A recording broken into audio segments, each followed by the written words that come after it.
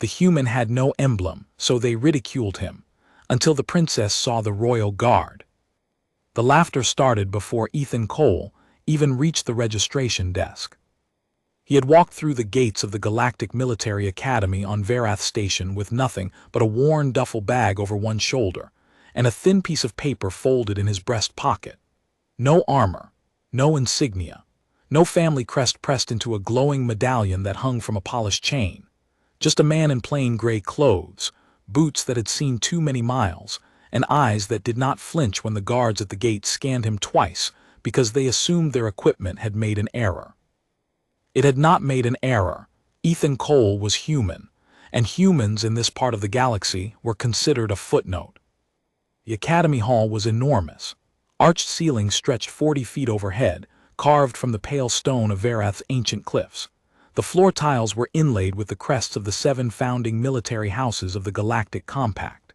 Cadets from a dozen species moved through the space with the confidence of people who knew they belonged. The Dreth walked in tight formations, their broad shoulders adorned with house plates that caught the light. The Salani wore sashes that displayed their lineage going back 6 generations. Even the Corvi, usually reserved to the point of silence, wore small carved tokens on their wrists that told anyone who looked which clan they came from, and what battles that clan had survived. Ethan wore nothing. He stood in line at the registration desk and waited his turn, and the 2 Dreth cadets behind him made no effort to lower their voices. No crest, no house token, not even a service patch. He walked in like a dockworker. Is he lost? Humans come with no history. It is known. They breed fast and forget faster. Ethan did not turn around. He moved 1 step forward when the line moved and kept his eyes on the desk ahead. The registration officer, a lean Salani woman with silver-streaked feathers along her jaw, looked up at him with mild surprise. "Name," she said. "Ethan Cole." She typed. She waited. She looked at the screen with an expression that suggested the result was not what she expected. "You have been assigned to combat theory, field tactics, and advanced weapons engineering." "Yes. Those are senior placements." "I know." She printed his badge without another word. He clipped it to his chest and walked into the academy. The badge had no crest on it, just his name, his species, and his assigned division. He had been told, back on Earth, that the Galactic Compact would not issue him a house emblem because he carried none.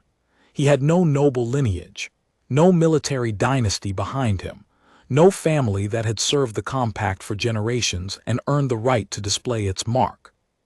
He was the first human to be admitted to the Varath Academy through the open merit track in 11 years, accepted not because of who his people were, but because of scores that the admissions board had reportedly argued about for 6 hours before accepting them as legitimate. None of that was written on the badge. What the badge showed was nothing, and in a hall full of crests and colors and symbols that meant everything to the species that wore them, nothing was a very loud statement. His assigned dormitory wing held 12 cadets. When Ethan walked in and dropped his bag on the one unclaimed bunk, 10 of them looked at him. 2 kept talking and did not bother to look at all.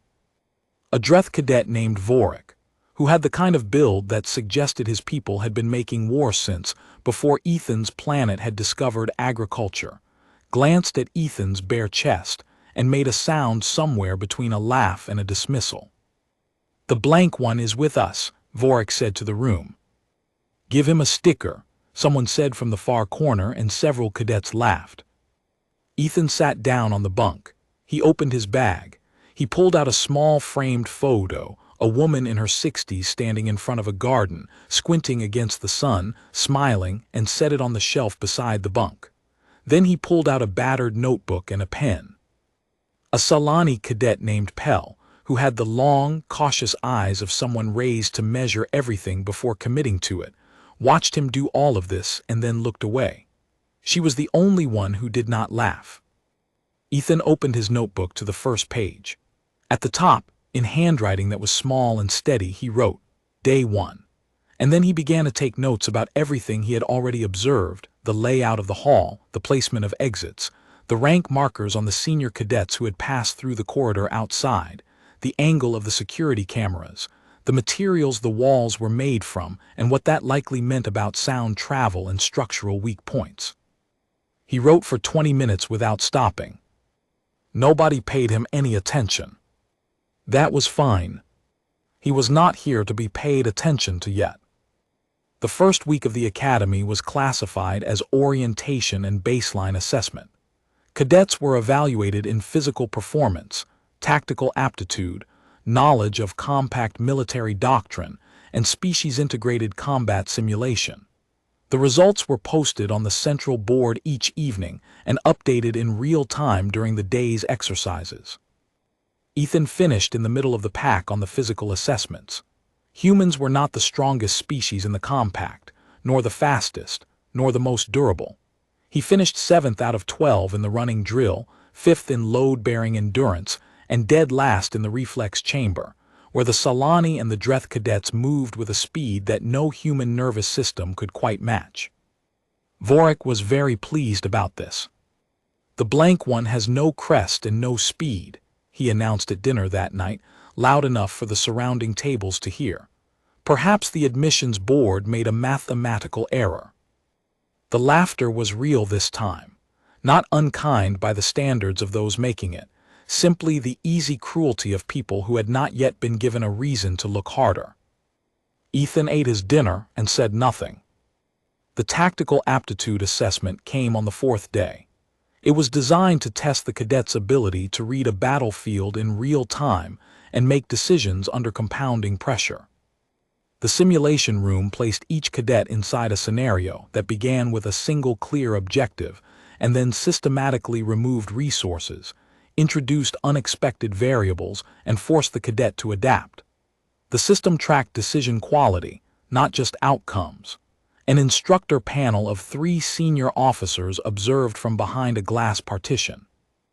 Ethan was the 8th cadet to enter. He was in the simulation for 47 minutes. The average time was 19. Not because he was slow, the system would have ended the session if performance degraded beyond acceptable thresholds, but because the scenario kept escalating and he kept adapting and the instructors kept letting it run because they wanted to see where the ceiling was. He came out of the simulation and sat quietly on the bench outside and waited for his results to be posted. When the scores went up that evening, Ethan Cole's name sat at the top of the tactical column by a margin that required a second look to believe. The dormitory was quieter that night. Vorik said nothing about stickers. Pell looked at the board for a long time and then looked at Ethan and said, very carefully, "How?" Ethan thought about it for a moment. "I have been paying attention since I got here," he said. "I started paying attention before I got here." Pell nodded slowly, as if that was not quite the answer she expected, but was perhaps the only one that fit. Outside the dormitory window, the lights of Verath Station moved in their slow orbital rhythm, and the academy settled into the particular silence of a place where something had quietly shifted without anyone agreeing to call it by a name yet. Ethan Cole opened his notebook and began writing. The scores did not make him friends, not immediately. What they did was make him visible in a different way. Before the assessment results posted, he had been the blank cadet, the human with no emblem, the mild joke that circulated through the dormitory wing with the lazy momentum of something that costs nothing. After the results, he became a problem that required explaining. Vorik explained it first by suggesting the system had been calibrated incorrectly for human inputs. This theory had a short life because the system was Dreth designed, and Vorik had previously defended its precision with some energy. He dropped the theory without acknowledgement and moved to the secondary explanation, which was that tactical assessments were not real combat, and that no amount of clever scenario management would substitute for physical capability in the field. This was not wrong. It was also not entirely the point, and 3 or 4 cadets who had been paying close attention to the score margins seemed to understand that. The weapons engineering class brought a second shift. The course was taught by a Corvi instructor named Serv, who was old enough that the lines on his face looked less like age and more like terrain.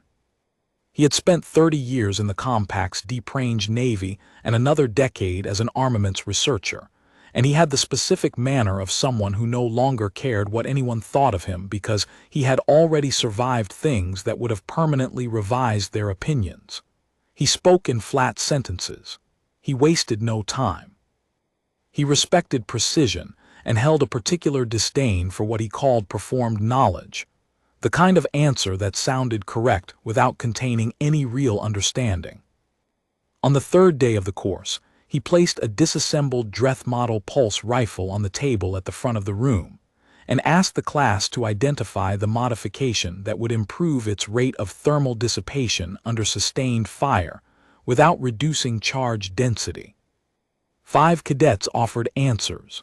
All 5 answers were variations of the same standard solution from the Compact's official armament doctrine, a solution that worked, that was taught everywhere, that Serv had almost certainly been expecting. He acknowledged each answer with a single nod and moved on. "Anyone else?" he said. The room was quiet. Ethan Cole raised his hand. Serv looked at him with an expression that committed to nothing. "Cadet Cole." Ethan stood. The standard solution addresses thermal flow through the discharge housing, which is the obvious pressure point, but the inefficiency is actually upstream. The charge cycling interval in the secondary coil is calibrated for Dreth hand strength, which applies pressure at a slightly different angle than most other species. If you re-angle the coil mount by 4 degrees and reduce the cycling interval by about 12 milliseconds, the thermal load distributes more evenly across the whole system instead of concentrating at the housing. You get better dissipation without touching charge density. It also makes the rifle more functional for non-Dreth operators, which is relevant since the Compact fields mixed units. The room was quiet for a longer moment this time. Serv picked up the disassembled rifle housing. He turned it over once. He set it down. "Where did you learn that?" he said. "I reverse-engineered the manufacturing tolerances from the technical documentation and compared them against the field performance reports from the last 4 Compact campaigns.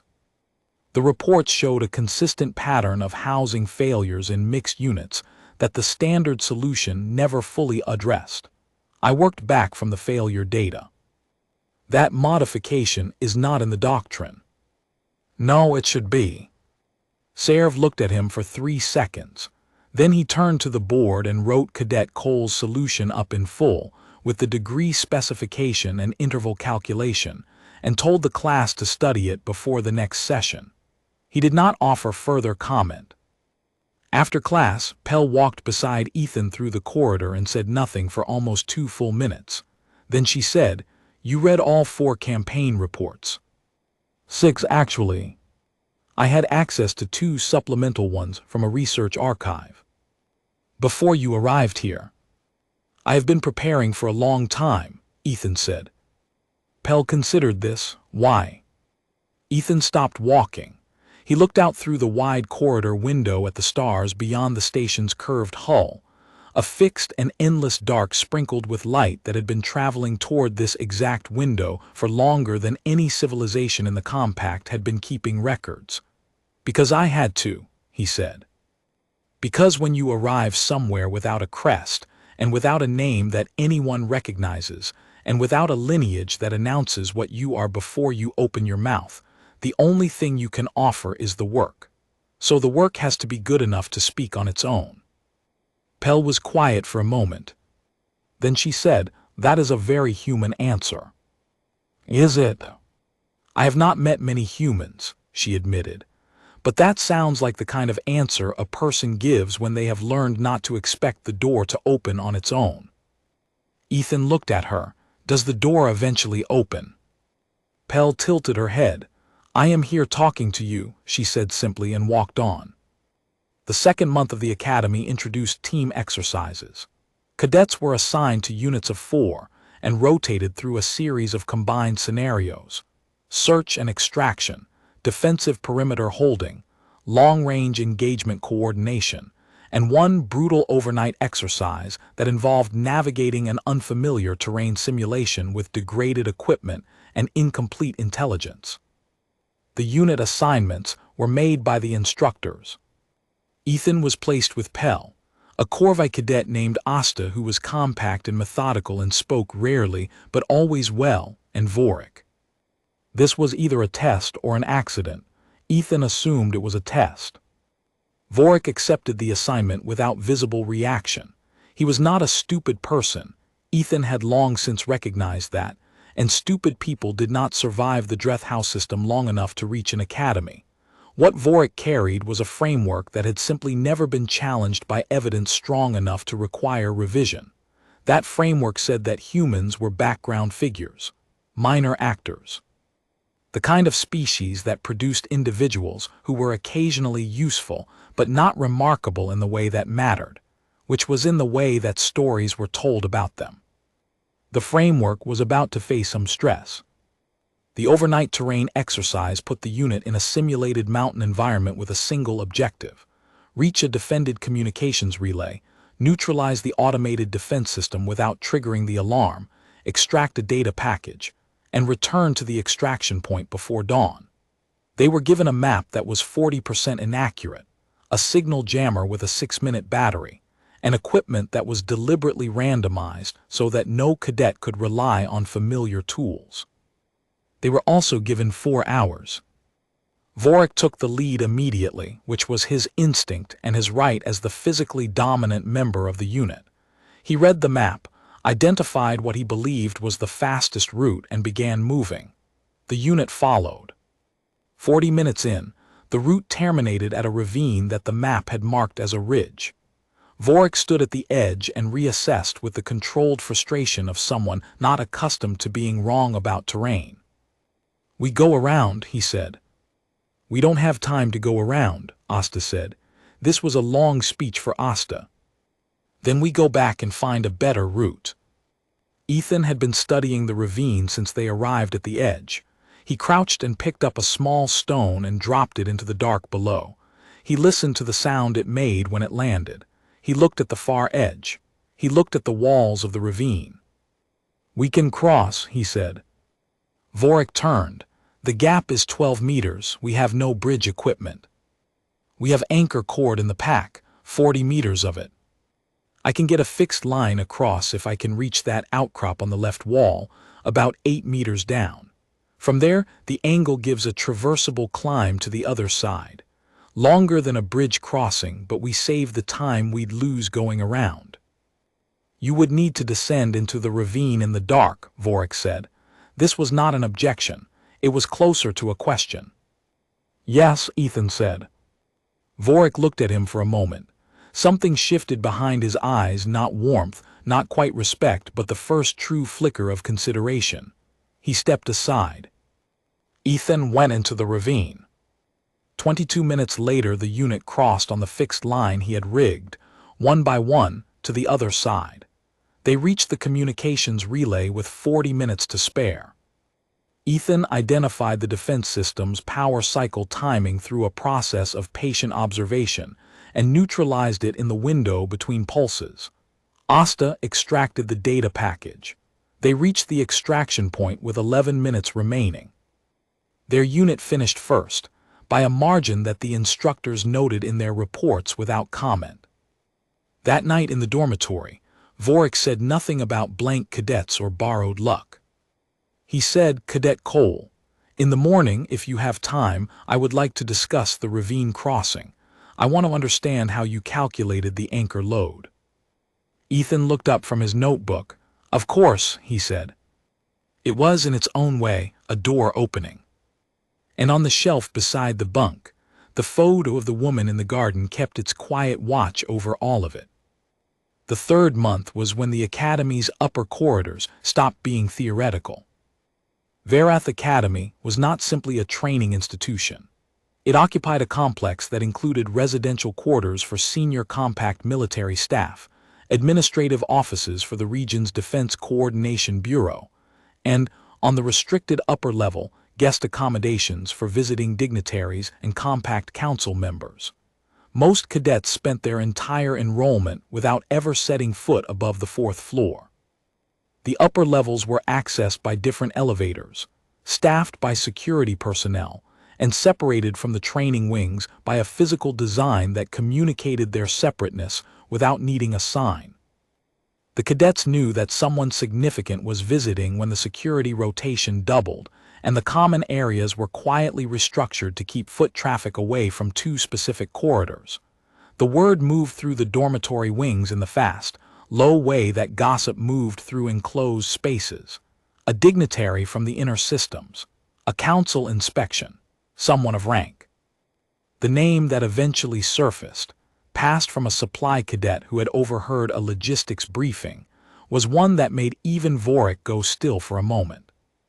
Princess Ayara Vane, third heir to the Compact Council's primary seat, 26 years old, a public figure who carried the particular weight of someone who had grown up in front of cameras and crowds, and had turned that exposure into something purposeful rather than decorative. She was known, among people who paid attention to such things, for inspection visits that were not ceremonial, for asking the kinds of questions that made administrators uncomfortable and writing reports that actually changed policy. She was visiting Varath Academy for 3 days as part of a broader assessment of compact military preparedness. The cadets were told they would have no interaction with her. This was, as it turned out, not entirely accurate. On the second day of Princess Ayara's visit, the Academy's senior staff organized a demonstration exercise in the main tactical hall, a live performance exercise in which senior cadets demonstrated advanced combat techniques for the visiting delegation.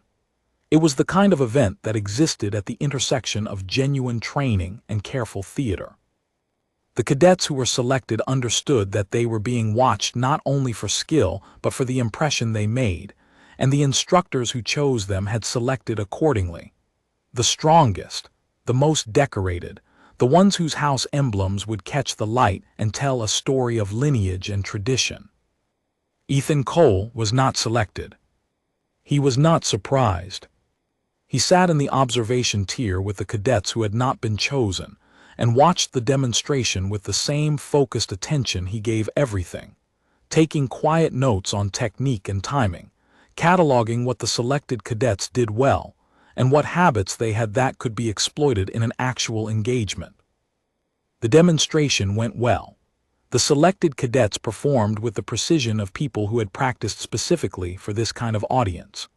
Princess Ayara sat in the front row of the dignitary section, flanked by 2 staff members and a guard detail, and watched with the particular stillness of someone who had learned to see past the performance into the substance underneath.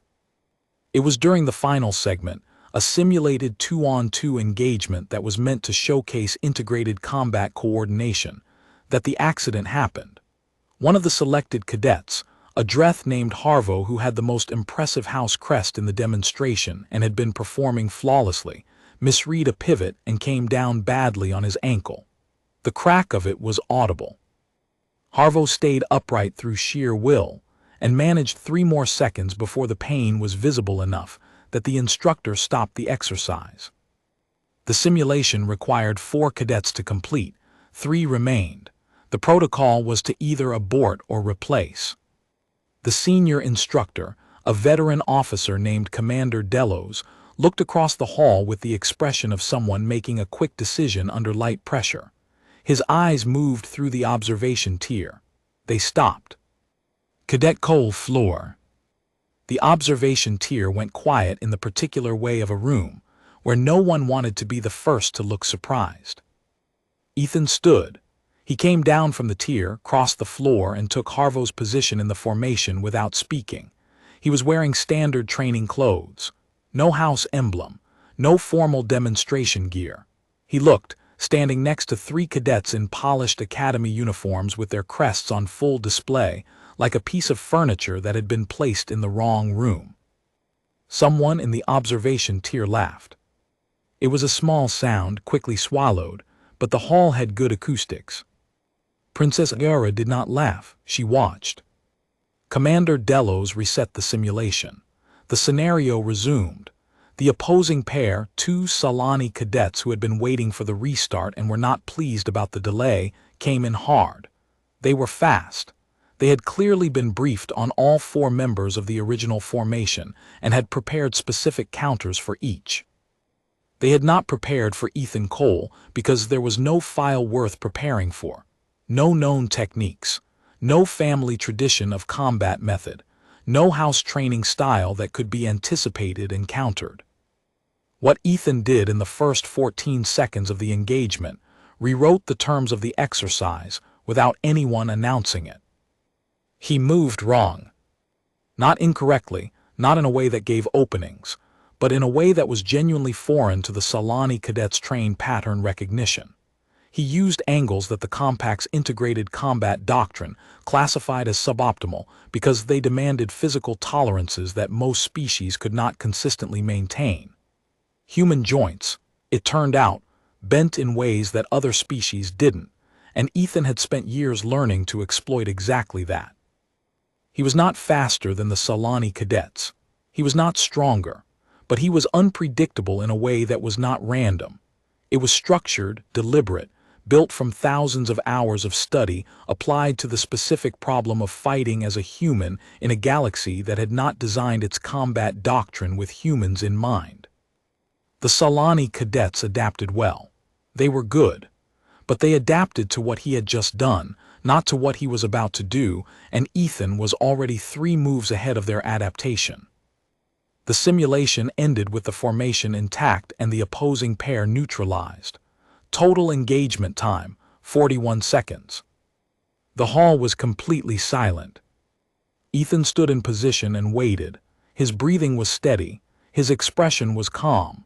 The house crests of the 3 cadets beside him caught the light. His chest was bare of anything. From the dignitary section, Princess Ayara leaned forward slightly in her seat. She looked at him with an attention that was different from the watching she had been doing during the rest of the demonstration. It was the attention of someone who had just seen something they had not expected, and were now placing it carefully inside a larger understanding. She said nothing, but she did not look away. Commander Delos dismissed the formation. The cadets moved to the edge of the floor. The observation tier began to stir back into normal noise. Someone near the front said something low and appreciative that Ethan could not quite hear but understood in the general shape of it. Pell found him afterward in the corridor outside the hall. That was, she started, and then stopped and then tried again. That was not the way it was supposed to go. I know, Ethan said. You made the Solani cadets look ordinary. I made them look like they were following a system that I am not part of, Ethan said. That is not their failure. It is a gap in the system. Pell thought about this. You have spent a long time studying that gap. Since before I knew what to call it, he said.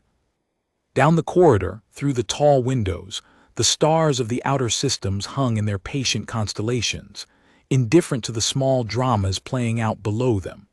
But somewhere above, in the restricted upper level of Verath Academy, a princess was asking her staff for the personnel file of a cadet with no emblem on his chest. And the file, when it arrived, was considerably more interesting than the blank chest had suggested. The request came through official channels, which was more formal than Ethan expected and less surprising than it might have been a month earlier. Commander Delos delivered it personally, which was the kind of thing that made cadets in the surrounding corridor try very hard to look like they were not paying attention. He came to the dormitory wing in the late afternoon, found Ethan at the workbench in the common room where he had been spending the better part of his free hours for the past 2 weeks, and stood for a moment looking at the components spread across the surface before he spoke. Princess Ayara has requested a meeting, Delos said. Tomorrow, 900 upper-level meeting room 4. You are to come in dress uniform. Ethan looked up. He was wearing the same plain gray clothes he had arrived in, or one so similar they might as well have been. The expression on his face was careful and still. I will be there, he said. Delos looked at him for another moment. Cadet Cole, Do you know why she has requested this meeting? I have a reasonable guess, Ethan said. The upper levels are not accustomed to cadets without family marks. I have noticed. That is not, Delos said, and then paused and seemed to recalibrate what he had been about to say. You should know that the request came with a notation from her personal secretary. She described your performance in the demonstration as the most tactically original display she had observed in 3 years of inspection visits. Ethan was quiet for a moment. I was not trying to make a display, he said. I know, Delos said. That is probably part of what she noticed. He left.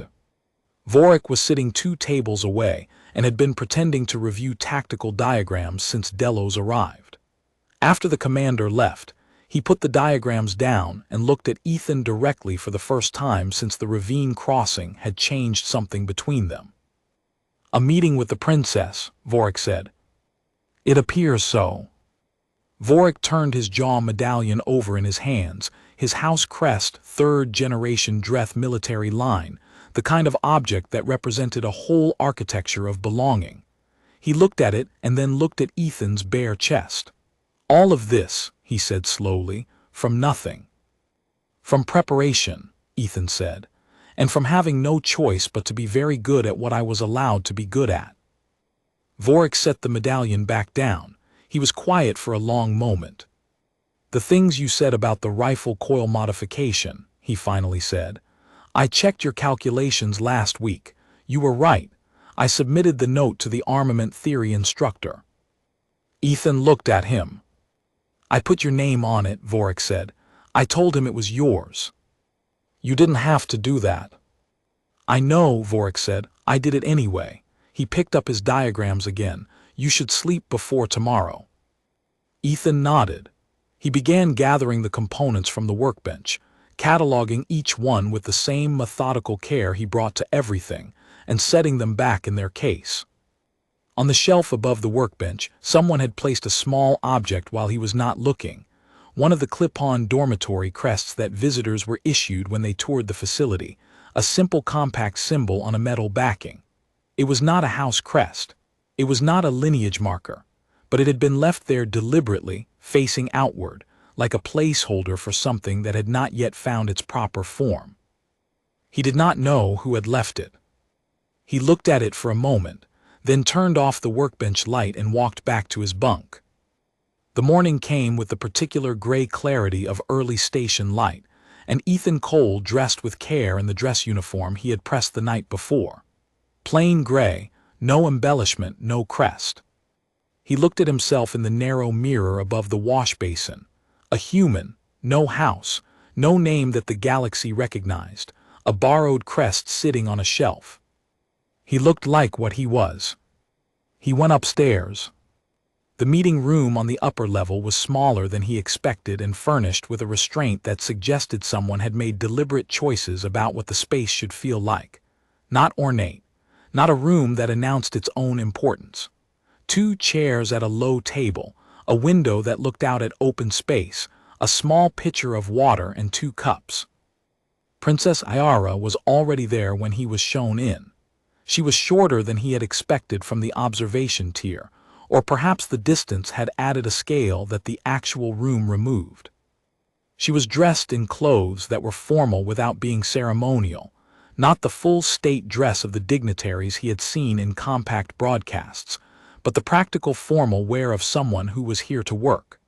She looked at him when he entered with eyes that were doing exactly what he suspected her eyes always did, which was see. Cadet Cole, she said, sit down. He sat. She poured water into both cups without being asked. I want to ask you something directly, she said, and I would prefer a direct answer. That suits me well, Ethan said. She looked at him. What did you come here to do? The question was simple and had a dozen possible answers. Ethan thought about which one was true. I came here to be useful, he said. Not to my own advancement, though I am not indifferent to that. I came to be useful to the compact in ways that are difficult to accomplish if you are not inside the institution, And I came because no one else from my world has managed to get this far in this way, and I thought it was worth finding out what was possible." Princess Ayara was quiet for a moment. "The demonstration yesterday." "Yes. You were not supposed to be in it." "No. And yet the 41-second engagement showed techniques that our doctrine has not formalized, applied to a live scenario against cadets who are considered among the strongest in this cycle." She picked up her cup. "I have been asking my staff about you. The file is interesting. The tactical assessment scores. The weapons engineering contribution. The overnight exercise. The ravine." "The ravine was practical problem solving," Ethan said. "Most things that change outcomes are," she said. "I am not interested in decorative bravery, I have enough of that. I am interested in the kind of thinking that produces a result when the standard options are gone." She set her cup down. "I want to ask you something else. The gap you fight from the position of not being part of the system's assumptions, you have used it as an advantage. Did you design that, or did you find it?" Ethan thought about the years before the academy. The training done in borrowed spaces with borrowed equipment. The reading done in whatever time was left after the work was done. The applications to programs that returned polite rejections before this one. The feeling of standing outside a structure so large it had long since stopped considering whether it had left room for you. "I found it," he said, "and then I decided to stop being sorry for it." Something in her expression shifted, not dramatically, just the small internal movement of a person confirming something they had already suspected. "I am going to ask Commander Delos to place you in the Advanced Integration Program," she said. "It is a track designed to develop cadets for cross-species coordination roles. The participants are typically from legacy military families." "I am aware of the program." "You would be the first human placed in it." "I know. Some of the other participants will object." "They usually do," Ethan said quietly. Princess Ayara looked at him for a long moment. "You have been doing this a long time," she said. "My whole life," he said, "in different forms." She nodded slowly. She looked out the window at the stars for a moment, the same stars that Ethan had been watching from the dormitory windows, the same fixed light that had been traveling since before anyone in this room existed. "The Compact has spent a very long time assuming that what is worth valuing comes pre-labeled," she said. "Crests and lineages and house traditions. I do not think this assumption is entirely wrong. Those things carry real information, real history." She turned back to him. "But they are not the only information there is." Ethan said nothing. He was listening. "You carry information too, Cadet Cole. It is just not written on your chest." She stood and he stood. "I will speak with Commander Delos today. You will receive formal notification by end of week." She held out her hand, open and direct, in the way of someone who had learned that gestures across species lines needed to be uncomplicated. He shook it. Her grip was firm. Her eyes did not move from his. "One more thing," she said as he moved toward the door. "The visitor's crest on your shelf, I had my secretary leave it, not as a statement about what you lack. As a placeholder for what is still being written." She paused. "I thought you should know." He turned and looked at her. "It is not nothing," she said. "It is not yet, there is a difference." He walked out into the corridor with the soft sounds of the upper level around him, and the stars through the windows keeping their silent vigil. And he thought about the difference between nothing and not yet, and he thought it might be the most important distance he had ever been asked to cross. He was already most of the way there. The formal notification arrived on a Thursday, as Princess Ayara had said it would. It came in the form of a sealed document delivered by a junior officer who handed it to Ethan with the slightly uncertain manner of someone who had expected this assignment to go to a different kind of cadet. The document was printed on Compact Council letterhead and bore a small embossed seal in the upper corner, not a house crest, but the Compact's own symbol, which belonged to no single lineage and therefore, in a way, to all of them. Ethan read it in the corridor outside the common room, and then folded it once and put it in his breast pocket, in the same place where he had carried the thin piece of paper on the day he arrived. Word moved through the dormitory wing the way it always did, fast, low, and slightly distorted by the time it completed its first circuit. By dinner, everyone in his wing knew about the advanced integration program placement. By the following morning, so did most of the academy. The responses were interesting. Some cadets said nothing and let their expressions do the work, which varied from something genuine and quiet, like respect learning how to sit in a new chair, to something harder and more resistant, which was the response of people whose framework had been built around a set of certainties that were now asking to be reconsidered. Reconsidering certainties was uncomfortable. Not everyone was willing to do it, and Ethan had long since stopped expecting them to be. What surprised him was Vorik. Vorik, who had laughed at the blank chest on day one. Vorik, who had said things in the dormitory that required no translation. Vorik, who had been raised in a tradition of house pride so deep it probably ran in his bones. Vorik came to Ethan at the workbench on the morning of the notification, and stood for a moment the way people stood when they had something to say that cost them something to say it. "I told 3 other cadets last night," Vorik said, "that the placement was deserved." Ethan looked up from the component diagram he was annotating. He waited. "One of them argued with me," Vorik said. "I told him he was wrong." A pause. "He is a Dreth cadet from my house line. We have trained together since we were children." "That was not a small thing to do," Ethan said. "No," Vorik agreed. "It was not." He pulled out the chair on the other side of the workbench and sat down, which was the first time he had ever sat uninvited in Ethan's workspace. He looked at the component diagram. "I want to understand what you are doing with the field coil alignment," he said, "if you are willing." Ethan turned the diagram so it faced him. "It is a modification of the dissipation approach from the rifle discussion," he said, "applied to portable field emitters. The same upstream principle. I think there are about 4 other applications in current equipment that have not been mapped yet." Vorik leaned forward and looked at the diagram with the expression of someone who had decided, clearly and without ceremony, to change the shape of his attention. "Show me," he said. They worked for an hour.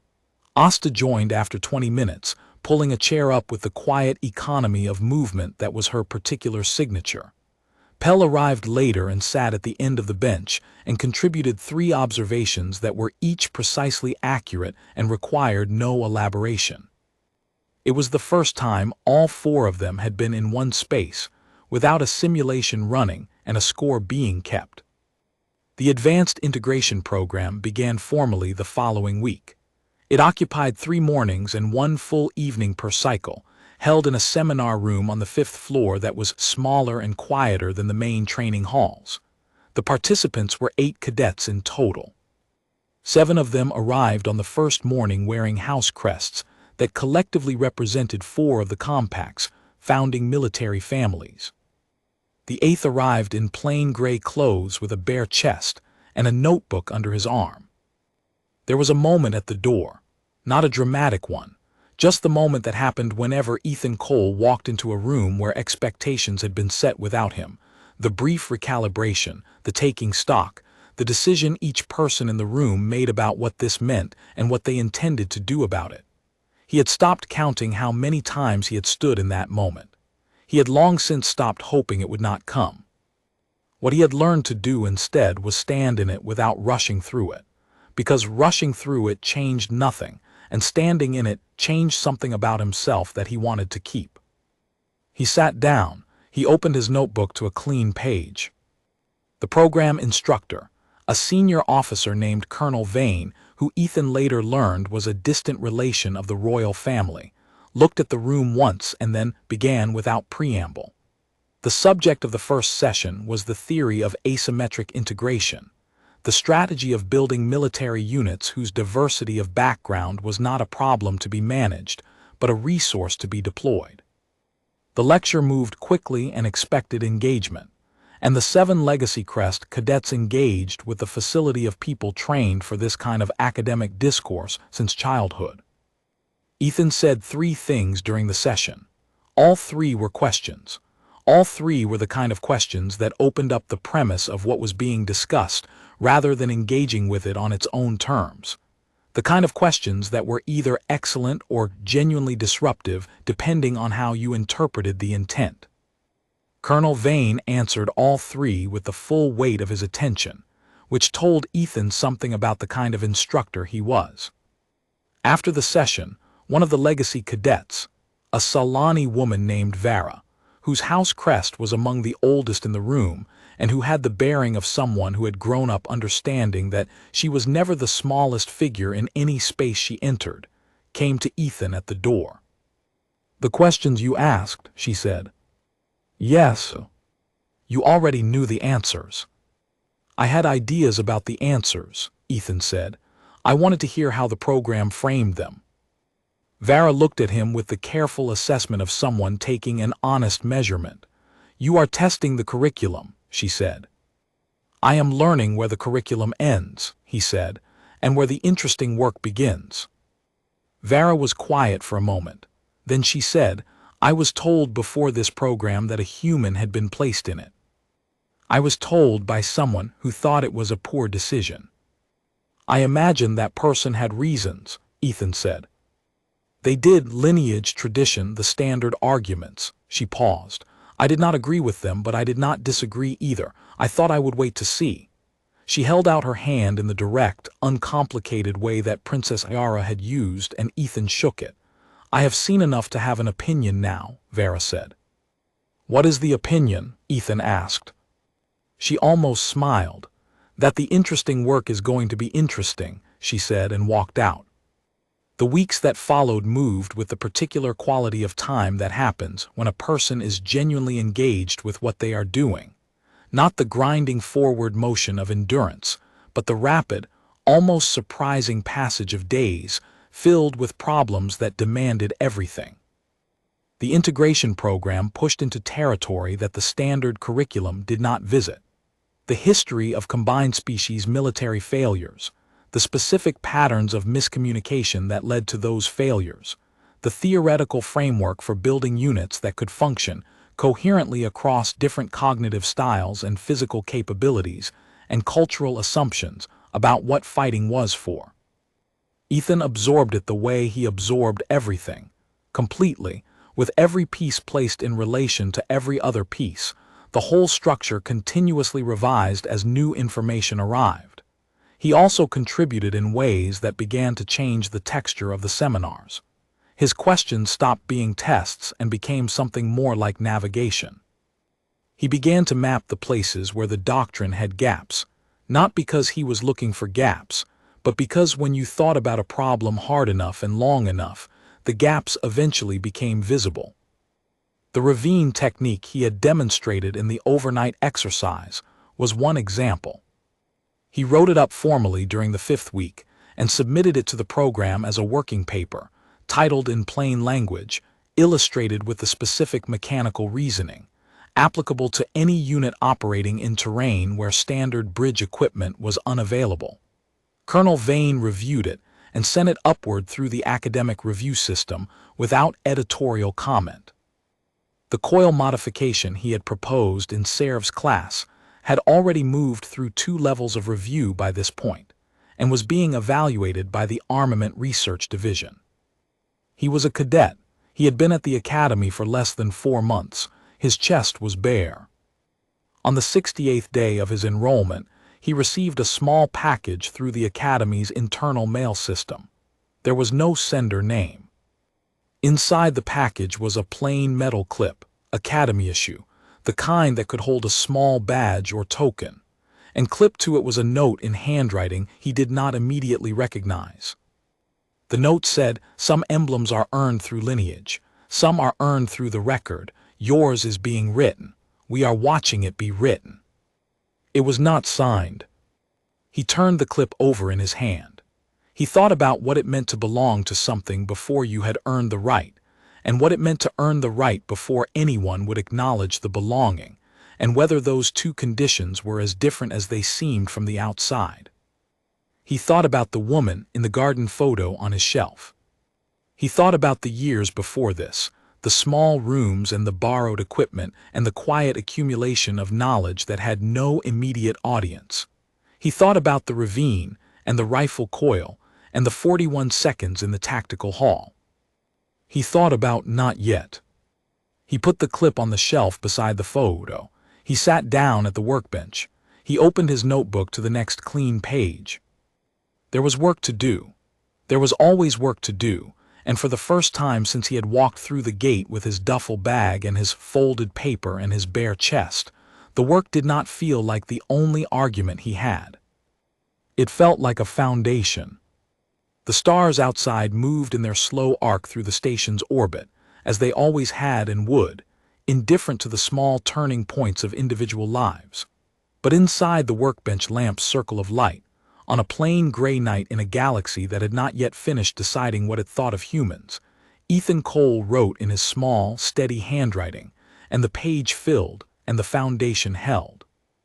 In the hallway outside, Vorik and Pell and Asta were talking about the next exercise. Vera had sent a note asking if he wanted to compare notes on the asymmetric integration reading before Thursday. Somewhere above them all, in a gallery of state rooms and council offices, a princess had a file open on her desk with a name at the top and no crest beside it. And below the name, a growing list of contributions that said more than any emblem could have said because they were in the language of actual things, things done and proven, things that had changed how other things worked. No crest, no lineage, no borrowed claim to belonging. Just the record, just the work. Just the world, slowly learning to read what had been there all along. He wrote until the lamp was the only light left in the wing, and then he closed the notebook and looked one more time at the clip on the shelf beside his grandmother's photo, and he allowed himself, quietly and without fanfare, the small warmth of knowing that the door was not just open. It had been opened by him. And on the other side of it, a galaxy waited, not fully changed, not fully converted, still carrying all its ancient assumptions about what a person needed to display to be worth seeing, but cracked, slightly, by the particular force of someone who had walked in with nothing written on his chest and had made the walls pay attention anyway. That was enough for tonight. Tomorrow the work continued.